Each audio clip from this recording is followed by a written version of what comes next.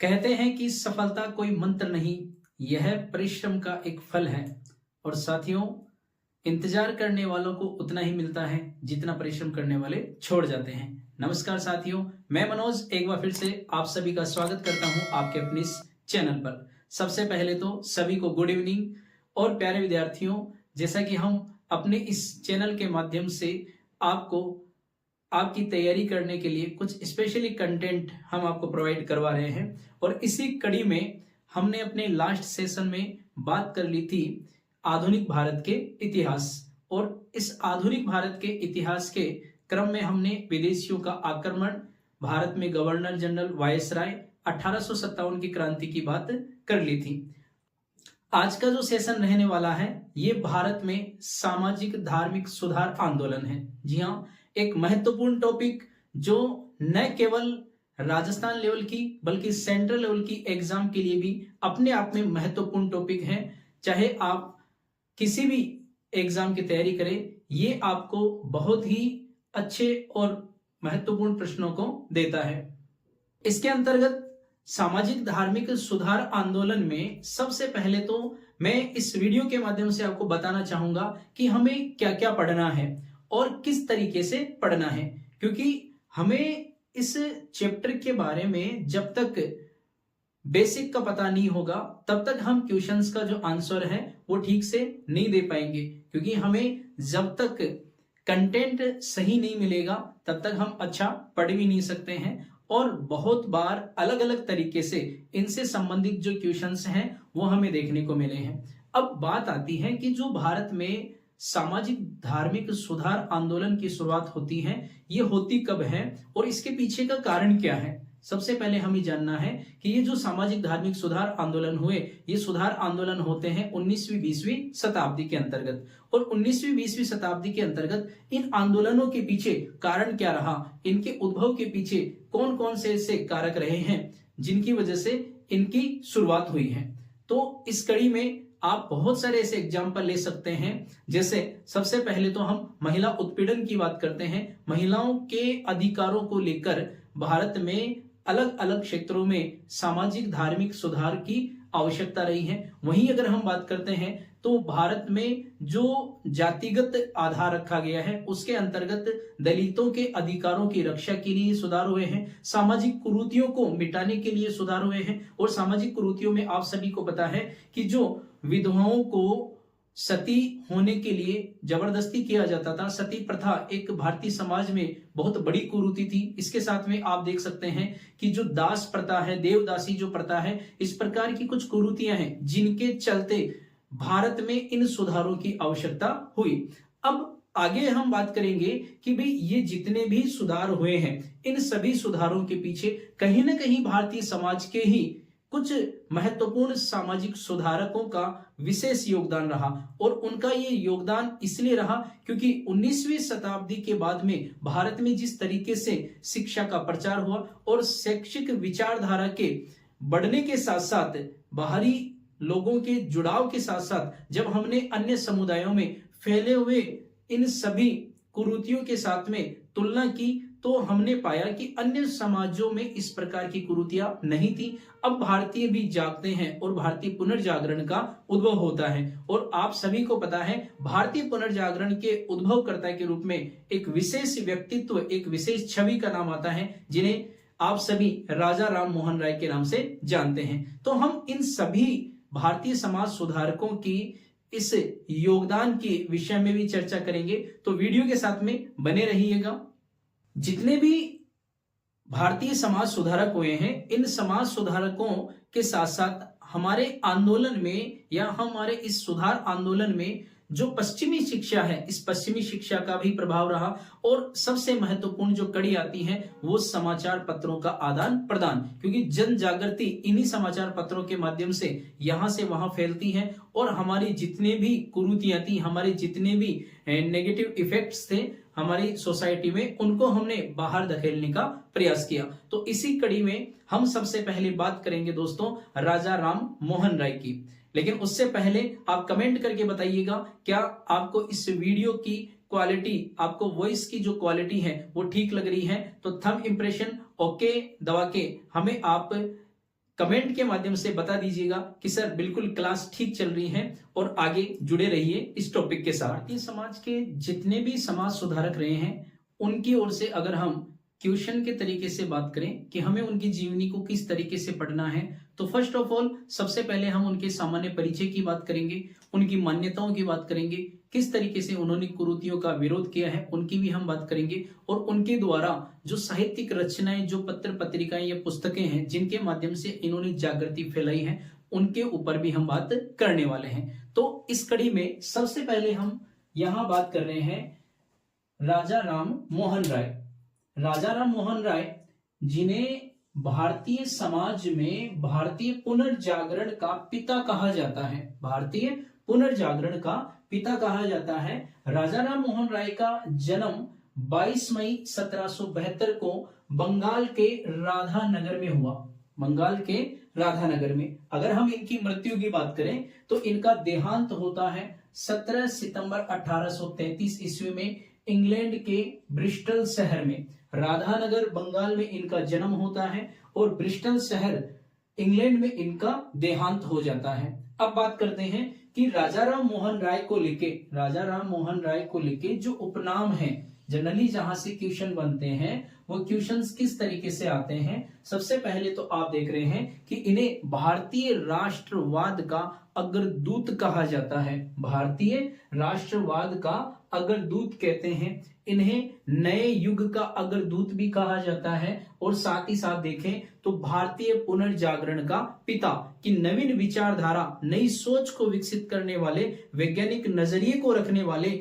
ये पहले हमारे भारतीय समाज सुधारक हो जाते हैं। ठीक है, अब इनके बाद में अगर देखें तो इन्होंने किन किन भाषाओं का ज्ञान प्राप्त किया, तो राजा राम मोहन राय को जो नॉलेज था उस नॉलेज की अगर हम बात करें तो इन्हें क्रमशः अरबी, संस्कृत, पारसी, बंगला, लैटिन, ग्रीक जैसी भाषाओं का ज्ञान था, और इसी आधार पर इन्होंने अनेक ग्रंथ या फिर लेखन कार्य भी किए हैं। अब बात करते हैं कि राजा राम मोहन राय के जो विचार रहे हैं ये विचार मुख्यतः संबंधित हैं, तो इनके जो विचार आते हैं ये विचार आते हैं वेद एवं एकेश्वरवाद के समर्थन के रूप में। इन्होंने वेदों को मान्यता दी है, वेदों पर इन्होंने वेदों की सार्थकता पर इन्होंने प्रकाश डाला है, तो वेद एवं एकेश्वरवाद के समर्थक हो जाते हैं। साथ ही साथ इन्होंने जो मॉडर्न एजुकेशन है, आधुनिक शिक्षा जो है, इसके ऊपर भी बल दिया है। इसके अतिरिक्त वैज्ञानिक सोच पर बल दिया, और इन्होंने बताया कि जो भारत का विकास है वो ज्ञान एवं शिक्षा के माध्यम से ही हो सकता है। तो ज्ञान और शिक्षा दोनों पर इन्होंने अपने विचार दिए हैं। ठीक है, इसके साथ साथ अब हम बात करते हैं कि इन्होंने जो विरोध किया है वो विरोध सबसे ज्यादा किसका किया है, तो इन्होंने मूर्ति पूजा, अंधविश्वास, कुप्रथाएं, जातिवाद, बाल विवाह, बहु विवाह, विधवा विवाह प्रतिबंध और सती प्रथा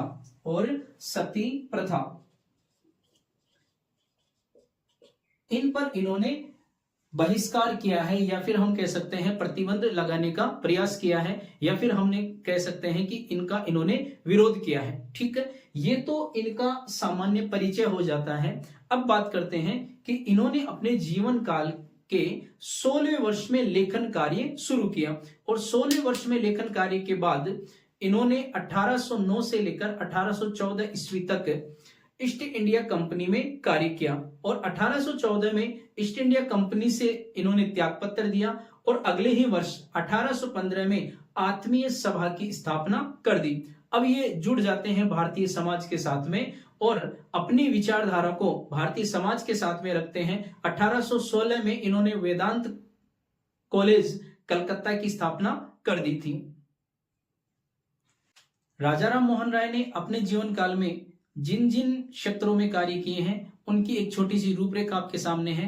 आप देख पा रहे हैं कि यहाँ पर उन्होंने अपने जीवन के 16वें वर्ष में लेखन कार्य शुरू किया। जैसा कि हम बता चुके हैं, वर्ष 1809 से लेकर और 1814 ईस्वी तक उन्होंने ईस्ट इंडिया कंपनी में कार्य किया, और इसके बाद में 1814 में ईस्ट इंडिया कंपनी से वो त्याग पत्र दे देते हैं। अगले ही वर्ष अगर हम बात करें तो वर्ष 1815 में उन्होंने आत्मीय सभा की स्थापना की। ये एक अच्छा प्रश्न रहने वाला है। आत्मीय सभा की स्थापना किसके द्वारा की गई थी? तो राजा राम मोहन राय के द्वारा वर्ष 1815 में आत्मीय सभा की स्थापना कर दी गई। वहीं 1816 में वेदांत कॉलेज कलकत्ता की स्थापना कर देते हैं। वर्ष 1817 में हिंदू कॉलेज कलकत्ता की भी स्थापना राजा राम मोहन राय के द्वारा कर दी गई थी। अब बात आती है महत्वपूर्ण कि 20 अगस्त 1828 को ब्रह्म समाज की स्थापना की। 20 अगस्त 1828 को ब्रह्म समाज की स्थापना कर देते हैं और इस ब्रह्म समाज की स्थापना में योगदान रहता है केशव चंद्र सेन का। ठीक है, प्रश्न बनता है किनके साथ मिलकर? तो केशव चंद्र सेन के साथ, केशव चंद्र सेन के साथ मिलकर इन्होंने ब्रह्म समाज की स्थापना की। ब्रह्म समाज जो कि भारतीय इतिहास में एक विशिष्ट स्थान रखता है क्योंकि यह वेद और उपनिषद पर आधारित था।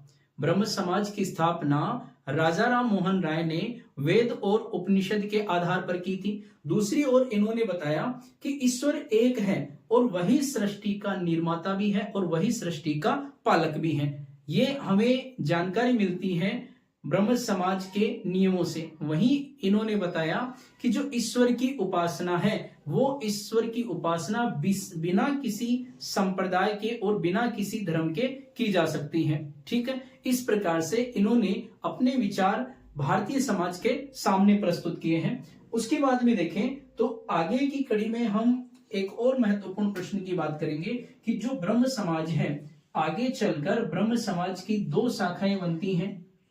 ठीक है, इन 2 शाखाओं के अंतर्गत अगर हम देखें, एक तो आ जाती है आदि ब्रह्म समाज। एक जो शाखा विकसित हुई इसे आदि ब्रह्म समाज कहा गया, जबकि दूसरी जो शाखा आती है इसे भारतीय ब्रह्म समाज। ठीक है, ब्रह्म समाज 2 शाखाओं में बटा। अब इन दोनों शाखाओं का जो नेतृत्व किया था वो नेतृत्व किसने किया? तो आदि ब्रह्म समाज का जो नेतृत्व करते हैं उसके अंतर्गत हम बात करेंगे देवेंद्र नाथ। उसके अंतर्गत हम बात करेंगे देवेंद्र नाथ टैगोर। ठीक है, देवेंद्र नाथ टैगोर के द्वारा आदि ब्रह्म समाज को आगे बढ़ाया गया। वहीं दूसरी ओर अगर देखें भारतीय ब्रह्म समाज की, तो भारतीय ब्रह्म समाज को आगे ले जाने में केशव चंद्र सेन का योगदान रहा। केशव चंद्र सेन का योगदान होता है। ठीक है, एक और यहां पर महत्वपूर्ण प्रश्न है कि ब्रह्म समाज से प्रभावित होकर किस व्यक्ति ने प्रार्थना समाज की स्थापना की थी? तो इसका सही जवाब होगा आत्माराम पांडुरंग।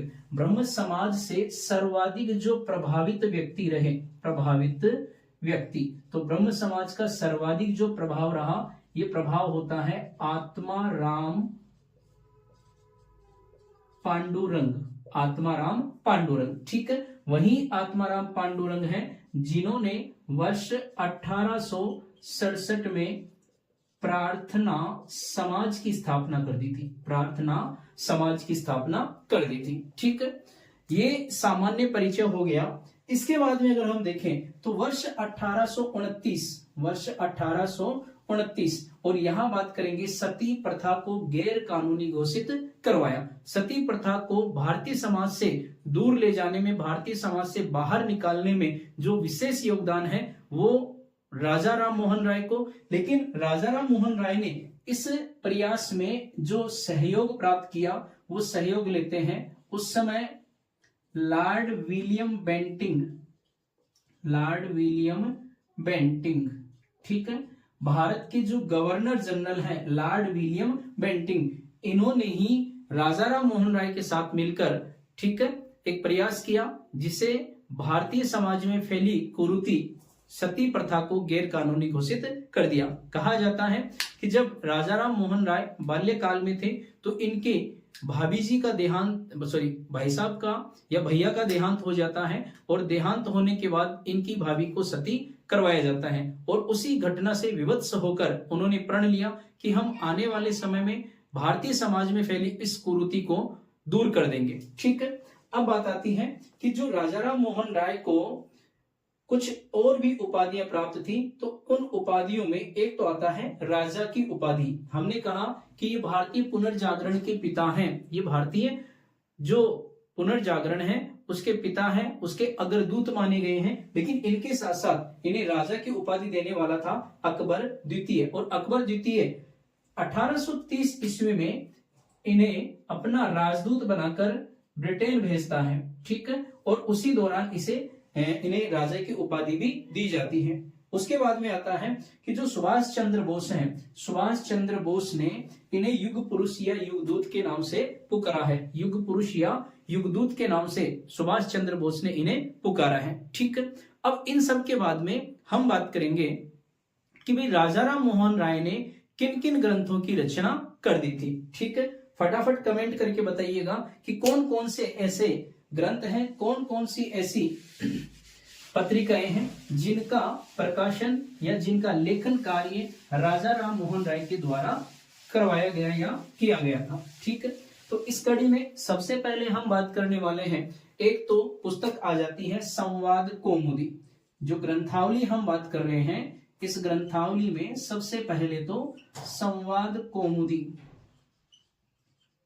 संवाद कौमुदी, ठीक है। और संवाद कौमुदी की जो रचना है वो बंगला भाषा में की गई थी। संवाद कौमुदी की जो रचना है वो बंगला भाषा में किया गया था, ठीक है।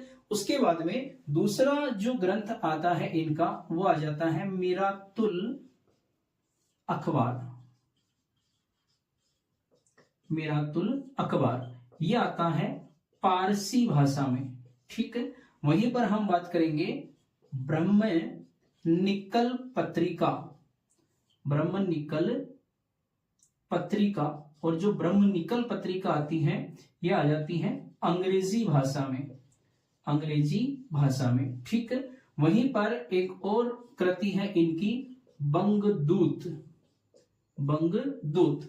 तो राजा राम मोहन राय के द्वारा रचित जो बंगदूत है, ये बंगदूत किस भाषा में लिखी हुई है, तो आपको बताएं ये लिखी हुई है हिंदी, बंगाली और पारसी में, ठीक है। इसका जो संबंध रहा है वो हिंदी, बंगाली और पारसी। ये राजा राम मोहन राय के द्वारा रचित प्रमुख कृतियां हैं, ये प्रमुख कृतियां हो जाती हैं, ठीक है। कैसी लगी है आपको क्लास, प्लीज कमेंट करके जरूर बताइएगा, और क्लास अच्छी है तो अपने दोस्तों में शेयर कीजिएगा। छोटे से प्लेटफॉर्म पर हम प्रयास कर रहे हैं आपके और हमारे बेहतरीन रिश्तों के लिए, ठीक है। तो दोस्तों आज के लिए इतना ही। नेक्स्ट कल की क्लास में एक नए कंटेंट के साथ में, एक नए विचार के साथ में, एक नए विचारक के साथ में बात करेंगे। तब तक के लिए जय हिंद, जय भारत।